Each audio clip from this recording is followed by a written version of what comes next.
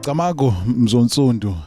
siyabulisa ngale mina namhlanje uthetha ubulelani BHOKELA from ZUKHALI Media Production Company ndamndodo ke ndamba ke nabadidile ababheqeshi sibuya phaya kumzi waka AFPOP partnership yethu enkulu esiyaziyo kwelo Mzansi Africa silapha ke Mdantsane kwa 13 ilokishi ke kude fushane nedrop yaseMonti kwiphondo lempuma koloni apha eceleni kwami ke nhleli ke nabantwana nabazukulwana bakamama ke uSicatsha umama uNosipho sizoshicelela ke wena muntu usibukeleyo into nxa bebiza gaba lamakhumsha bathi ke i-tribute digital uZUKHALI Media wenza izinto eziqhafuqhafu njengoba ubabona bahle bathe dlundlu gaba sisithols phaya kumhlobo FM ndiza badubula ngemibuzo bona bandubule ngeimpendulo sifuna basibalisele sweet memories malunga ke nomama ke uNosipho Sicatsha usisilungiswa ke lo lapha eceleni kwami uzoqala ke abulise abantu abasuka kwindawo ngendawo abazonikeza imbeko yokugqibela apha kumama sisilungiswa sicela ubulise abantu abazozima salomsebenzi kamama.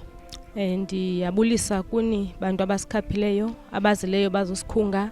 ngegama likamfihlakalo uThixo wokhokho bethu. Alright ke sicela usibalisele malunga ke nomama umama wakho ukhulise njani zintoni izinto osifundileyo phaya kumama futhi umama uzomkhumbula ngantoni ebengumuntu onjani ebomini bakho. Umama njengoko ndikhulele phansi kwakhe ibingumama onesandla esihash ubungade uthi ngelinye ixesha akanifuni kanti unifunisa indlela ubungasoze kumama wami ulale ungaklinanga uyintombazana ubungasoze kumama wami ubuye late izibane zingalayitanga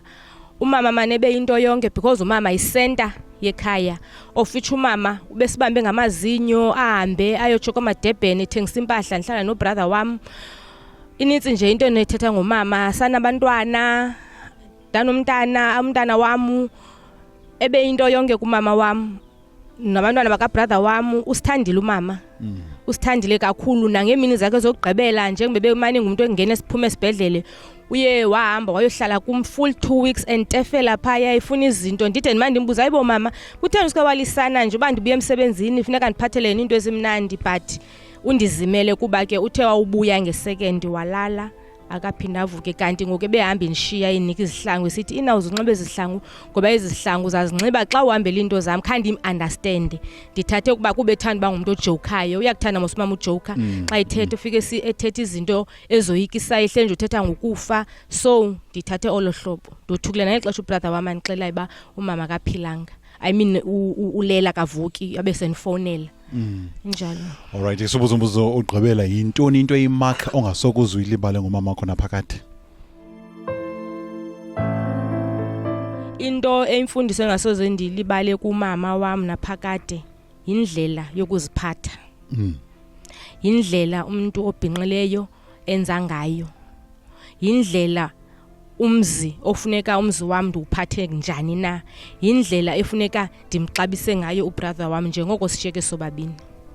Alright isibambe zozibini phaya kusisulungiswa ithira manje mfile ke into zakuthi ebalise good memories khona ke into esizoyenza yokugqibela uhlale njalo ungawulingi indawo sayezitolo inkosi kakhulu.